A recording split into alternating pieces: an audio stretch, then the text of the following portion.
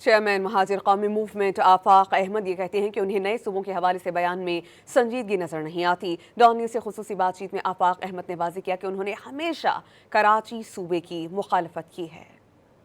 مردم شماری ہوئی تھی جس میں 1.5 کروڑ کراچی کے لوگوں کو گنا نہیں گیا۔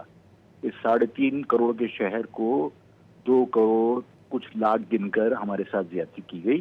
تو اس مردم شماری کو کالعدم قرار دے کر اور اپنے اس غلطی کا یا اپنے اس جرم کا جو بہرحال کیا گیا دانستہ طور پر اس کا اعتراف کریں اور لوگوں سے معذرت کریں کہ انہوں نے 1.5 کروڑ عوام کو گننے سے گریز کیا۔